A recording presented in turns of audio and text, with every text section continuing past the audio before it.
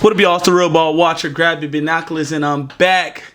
First video after we hit 1K. You know I've been telling y'all about the giveaway, so I'm going to announce the winner right now. Shout out at The Famous Nick at Night, or not The Famous, or Famous Nick at Night on Instagram, Twitter, all that. Go follow him, shout him out. He's going to be getting tickets probably to the December 1st game against Tampa Bay. But don't leave, because that's not the only giveaway we're going to do on this channel. Stay tuned. But you know what it is. 1K subscribers. Panthers win. My boy balled out, so y'all know what we finna do. Let's grab the binoculars right quick. Now, last week I talked about how Dave Canales was holding Bryce Young back. He looked a lot more confident. He's taking shots downfield. Don't limit him with the play calling. And I won't say he necessarily limited him as much as last week, but there were definitely some struggles and inefficiencies in the play calling. But Bryce Young consistently bailed this team out. I think on 3rd and 4th down, it was PFF who posted this. On 3rd and 4th down, he had 8 pass attempts, 7 completions, and 4 or 5 of those went for first downs. He was bailing us out in 3rd and short, 3rd and long, all of that. And that's what we're going to talk about in this first play. Now, this is what I mean when we talk about the inefficiencies of play calling. Last year, this look with the mugged up linebackers brought up, they're obviously blitzing. It looks like it's going to be 0 guys playing off. This look would have been a bubble screen that Bryce threw immediately and didn't even look at anything else, because he probably didn't have another option anyway. There wasn't anything on the other side of the field but another bubble, but whatever. But let's pull up the play. As you can see, Bryce is comfortable and he's starting to play like a veteran a little bit. He's starting to turn things down because he sees what the defense is doing. So we're gonna have a mugged up look. We're gonna have 1, 2, 3, 4, 5, 6, 7 guys in the box like I thought, and we're only gonna have 4 DBs. We have 5 receivers, so Bryce Young knows something ain't right. So on the left side, we have the trips where there's only 2 DBs covering 2 receivers. So he knows somebody's dropping and they're not all coming. Obviously, one of these linebackers is going to drop to Xavier Leggett. That's obviously the bubble side. So we're going to have to work this side with an out and then a speed dig on top of that out. Now, what I love about this play, which we're going to run it, immediate turn down, and Bryce Young reads those 2 defenders perfectly. As we run the play, we're going to see Coker is open, not at the sticks necessarily, but Coker is open. Maybe he can put his shoulder down and get a little bit more. But what Bryce Young does, he knows, hey, that defender up top is playing off. He's going to have to trigger down on Coker if I throw him this ball, which means this dig that's right in his front of his face is going to be wide open. And with Pete Warner dropping, his eyes aren't to the ball, so he's not going to know where it is. So what does Bryce Young do? He simply just waits until the dig crosses Pete Warner. He loads up and fires it in on the back shoulder away from the safety so he doesn't get the receiver blown up or the ball broken up.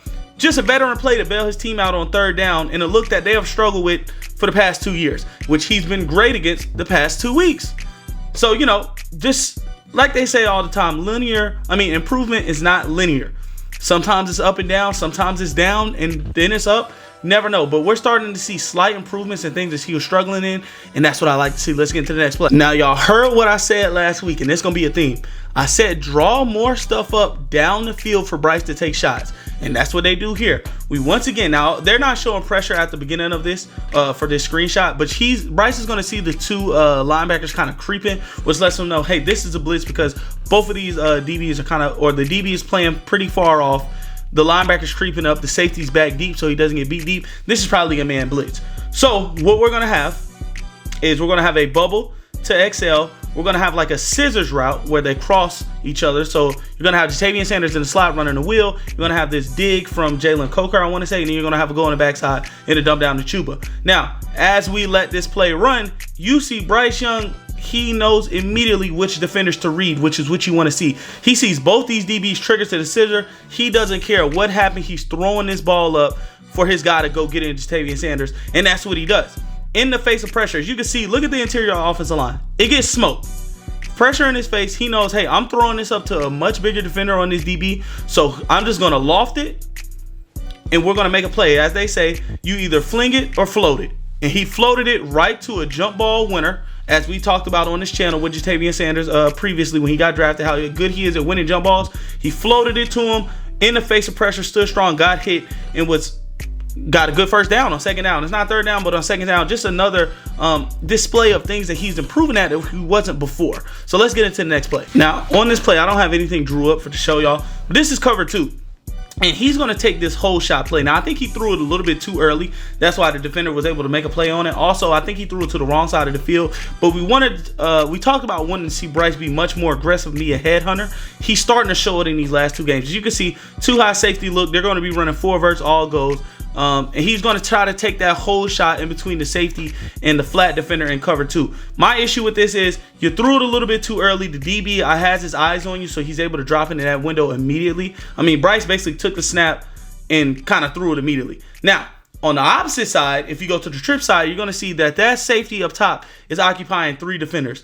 If you move him to Ja'Tavion Sanders and then go right up top to Tompkins, I want to say, guy that just got brought up on the practice squad. I can't remember his first name. I want to say Devin Tompkins.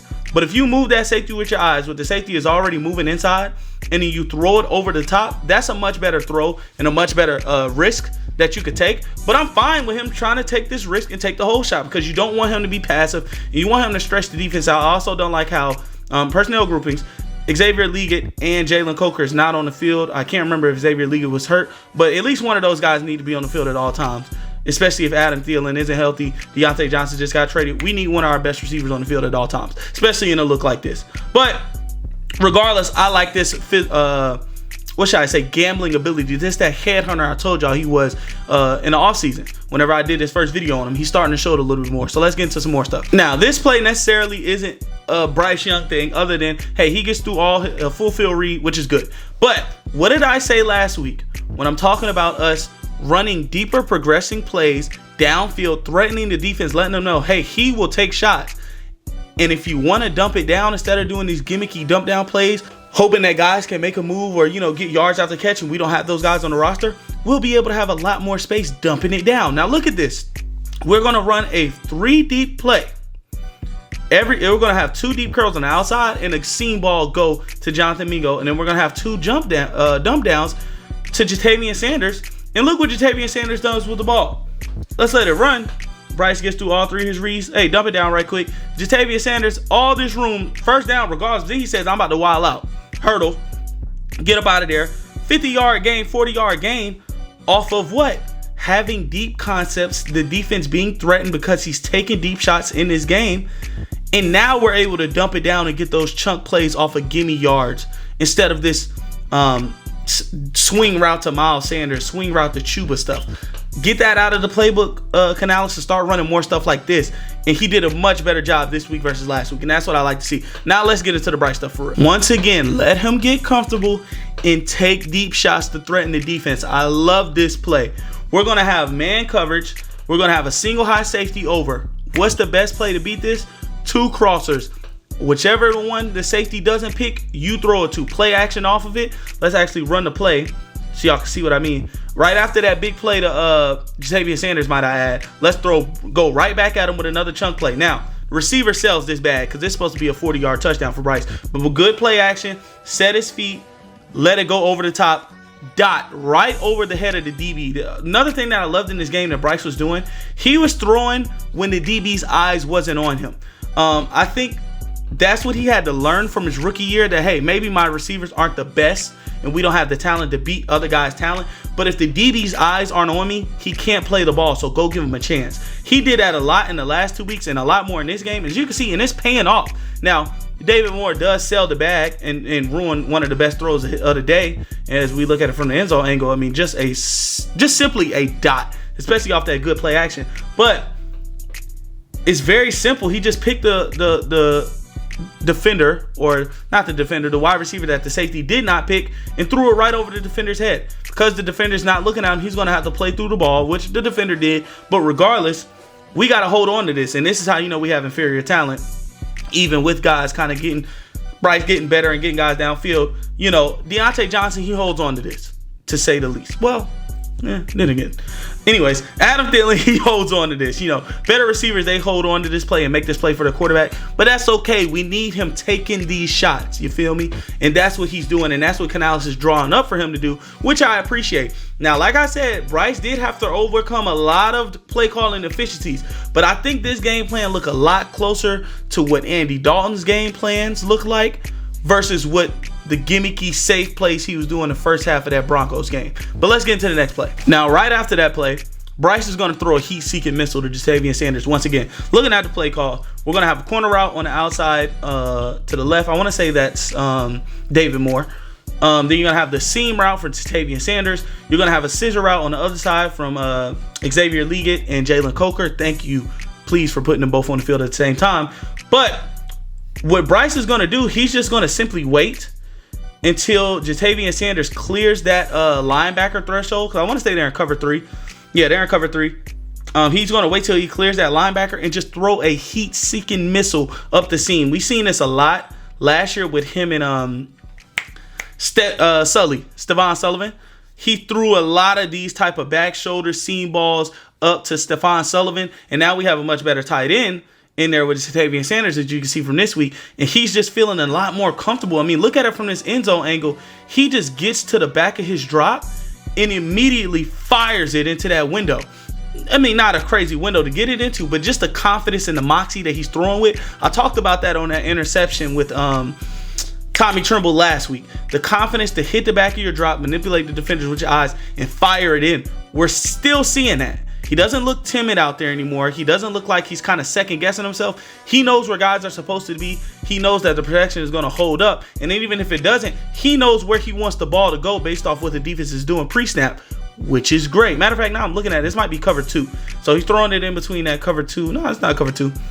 It's like a cover 3. But he threw it in between that window with a lot of heat. He has a good, I talked about his arm not necessarily being a deficiency when his cleats are all under him, and this is a good example of that. He has a good changeup. A lot of his balls are placement and accuracy and things like that. When he needs to get it into a quick window, like we seen on that slant last week to Xavier Legette, we seen on the slant this week, he puts heat on it. As you can see, let's look at it from this end zone angle. I mean, he just puts it right there on him. It's not freaking Anthony Richardson. It's not Patrick Mahomes, Josh Allen-esque, but he looks like Joe Burrow this week to me. And that's what my comparison for him and his ceiling was coming out. But let's get into the next play. When this play happened, I tweeted, I said, hey, this black boy think he at Bama right now. Because, I mean, dog, I like this. This is what's going to separate him from being just a Brock Purdy-esque, not Brock Purdy, because, I don't know, let me not diss Brock Purdy this week. But this is going to separate him from being a game manager. And which reminds me a lot of Joe Burrow. He's reading a lot of concept based off what the defense gives him pre-snap and just going there, which is Joe Burrow is really good at. But also, he's going to be able to extend with his legs much better than Joe Burrow, Brock Purdy, and guys like that. He's able to step up in his pocket when nothing's there, step out of it, pump fake, give a dead leg to beat a guy, break another tackle, and get down right at the 1-yard line. Now, I would have loved to see him score, but I mean, you can't ask for too much. This also moved the chains and kept this touchdown drive going and was able to get Chuba to punch it in from the 1-yard line. This is what I mean in this title when I say Bryce Young carried this team. 7 for 8 on 3rd and 4th down to keep the chains moving. Moving the chains with his legs to get guys into scoring after drops, after protection failures on blitzes, things like that. He was overcoming all of it and overcoming that stuff for this offense. We talked about it on this channel before, and we talked about it all over on Twitter. Whenever something bad happens, we get a flag, get a false start, or somebody drops a pass, it feels like the offense is dead in the water. There's nothing we can do to come back from that. It wasn't like that this game. He was able to overcome a lot of that on his own based off of his merit. Of course, guys did their thing. Chuba did their thing. The wide receivers, Coker, XL, especially Ja'Tavion Sanders, they did their thing. But a lot of this stuff was off the back of Bryce Young.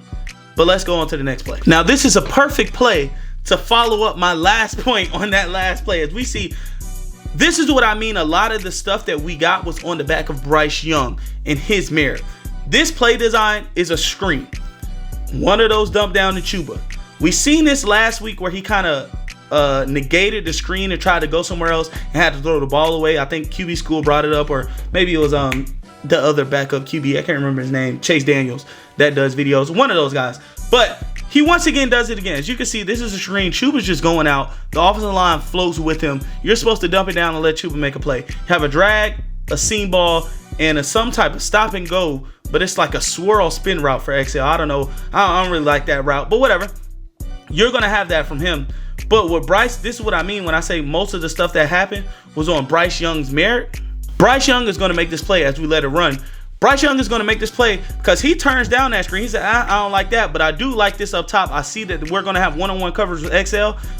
Hey, I know you drew up this screen, Dave, and I know you love dumping it down for no reason, but I'm going to go throw the ball deep, even though that's not in the concept. Mind you, he put a dot on XL's face, put it on the outside shoulder away from the defender, and XL, who they say was dealing with a wrist injury or a hand injury, so maybe that's why he got it ripped away from him, but he just gets it ripped away and doesn't help his QB out, just like David Moore.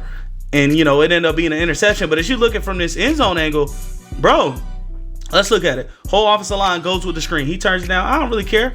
I'm just going to throw it deep. Boom, outside shoulder. It gets ripped away. Interception, whatever. But this is what I mean. I mean, a lot of the play calling deficiencies that we don't like, Bryce was saying no. He said no to that bubble. He said no to this screen right here. And he's putting the ball downfield.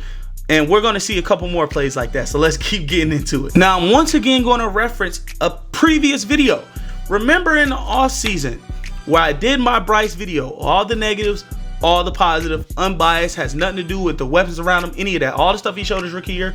Remember I talked about how Bryce is a headhunter, and he showed it a little bit last year, but he was a lot more of a headhunter at Alabama. This is a prime example of this. Look at what he turns down. Now, mind you, he had to play just like this to Jalen Coker last week that I put on the film that ended up being a holding. But you're going to have a seam ball to Jalen Coker. You're going to have an out route off of that seam ball to Xavier Liggett. Now, last week, he took the out route to Jalen Coker. He caught it. Would have been a big first down, but it was holding. Pushed the offense back. What he did this week was he turned this down as we go to the play and let it run. He turns this down as we go to the play and let it run so he can take a shot deep, which I love. This is the Bryce at Bama where it's, hey, I mean, you have this underneath route or this out route to Xavier Liggett for a first down, a big chunk yards, about 15 yards. But he says, F that. I see a one-on-one with my best receiver and Jalen Coker downfield. I'm going to throw it up to him and let him go get it. Now, he did miss. He put it just a little bit out there. But this is the mentality I talked about at Bama, where, hey, you have stuff underneath, and we're always, oh, Bryce only dumps it down. He doesn't use his arm. This is what Bryce did at Bama. Yeah, he got two routes, matter of fact, open underneath. He has the out route, which he threw last week, but he also has this dig coming across the middle from, I want to say, David Moore or somebody coming across that middle on the opposite side. But he says, I don't care. I'm throwing it deep regardless because I see I have a one-on-one defender. This is what it means, premeditating what you're going to do pre-snap based off what the defense gives you. He knew this whole time, hey, they are in one-on-one coverage. That's why they're playing off. I'm going to throw this deep and give my boy a shot on first down. Now, the next play, they did not get a first down or get any yards, and he had to bail him out on third down, but let's get into that. Now, on this play, we kind of have the same concept, but inverted. You're going to have another seam to Jalen Coker, and pay attention to how these safeties and how these DBs are playing. They're giving them so much space and cushion. This is what happens when you finally unlock Bryce and or the offense period and let them throw the ball deep. We've only had one completed deep ball this game because the other two were dropped, but the defense had to respect both those times that, hey, those were completions, so now we got to respect what's going on. Look at how far these safeties are. But anyways, seam from Jalen Coker, but instead of being an out route, you're going to have a dig from the outside stack from Xavier Liggett, and you're going to have two dump down routes to Chuba, or maybe that's Miles Sanders, and then you're going to have a dig on the opposite side, a deep dig. But because they have to respect the deep ball from Bryce now in this offense, Bryce on third and 10, game on the line, basically, because this is going to be the game-winning drive. He's just going to simply put it right on Xavier Liggett when he gets out of the break, right over the defender, throwing it with moxie at the back of his drop. I mean, bro, this is also a deep completion, by the way. I think this was 20 yards, so I think it was maybe 36 air yards, 40 air yards around there. So also a deep completion, by the way. But just look at how confident he looks, slowly dropping back, stepping into his front foot, equally distributing his weight so the throw is on time, and he just floats it over the defender as we look at this end zone angle. I mean, bro, floats it right over Demario Davis' head, right in between the safety and the corner, into not necessarily a tight window, but into that window to keep this drive alive, this game-winning drive. By the way, this is his third game-winning drive of his career. All of the wins he have are come from behind fourth quarter victories, which is hilarious to me. But he keeps this drive alive by himself with this play right here. being able to layer that ball. Because if he waits a second, you see that safety coming down for Coker. If he waits a second, that window is going to be gone. Simple as that. Then there's going to be nothing open. But he's able to throw with anticipation, with touch. He's able to get it over that linebacker. He's able to keep his offense on script and go win this game. Even though Chuba got the last, touch for the touchdown. But him keeping them on script, so it's not a 4th and 10, won them this game. But let's move on to the next play. One last play. Once again, Bryce at Bama is showing up. We're going to turn down both of these underneath routes. You're going to have like a pivot route from Jalen Coker versus a defender. I mean, not a defender, a middle linebacker, which you want to take that sometimes, but whatever. You're going to have a speed out from Xavier Leggett. You can have a deep post or a deep corner, my bad, from Jatavian Sanders with Demario Davis guarding him. Keyword, Demario Davis guarding him. Then you're going to have just a go on the other side. But as we run this play, Bryce turns this down. It's not a completion, but it is a PI. But this is what I like. As Bryce turns this down and takes a shot, even though Jalen Coker is wide open, is probably going to get the first down. Demario Davis, let's look at Demario Davis, how he's guarding him. He's beat. Bryce Young sees that he's beat, and his head is not turned towards the ball. So what does he do? Throw it up again and give his jump ball guy a chance. We talked about it earlier in this video where, hey, if you see his eyes are gone, throw it up and give your guy a chance. And you got a PI and moved us into the red zone on Bryce Young's merit, his moxie. Now, of course, Jatavian Sanders, great route to be able to beat Demario Davis on this corner. He deserves credit, too, because he hooped all game. But if Bryce Young just takes this underneath route and we get a first down, yeah, we probably still win this game because he was just on and this offense looked a lot better.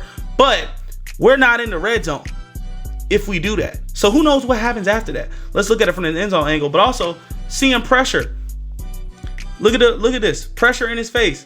I know, hey, my guy, I don't see his eyes, so I'm going to throw it to my guy and give him a chance. With the pressure in his face, standing tall, he did do a little bit of a fadeaway. I'll give it to you. He threw it a little bit of a fadeaway. That's why it was kind of underthrown, which got the PI regardless. But this kind of reminds me what he was trying to do last week when he threw that interception. Kind of underthrow it to his guy because regardless, he's going to be able to get that back shoulder jump ball or it's going to be a PI. And it worked out this time. Simple as that. What do we say? When you see pressure, fling it or float it. He floated it once again to his guy, and it worked out.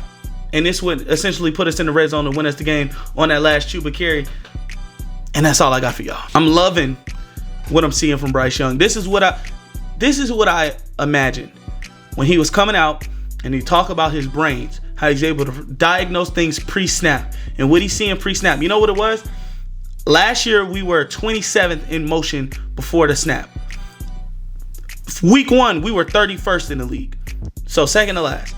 This week, I think we were 6th or 7th from what I seen this dude post on Twitter in pre-snap motion. So you're giving him what the defense is doing before so he can predetermine what I'm going to do once this play starts. That's exactly what Joe Burrow do. If you look at Joe Burrow's highlights, they're nothing crazy. It's more of the receivers making plays. But what he does pre-snap and what guys like Tom Brady, I'm not saying that Bryce is Tom Brady, but what guys like Tom Brady did pre-snap is, I know what the defense is doing. I've seen this coverage. So maybe the concept originally was for this to be the primary read, but I know that this coverage, this read over here, or this concept to the right beats that. We've seen it with those turn down on the screens. We've seen it throughout this whole game.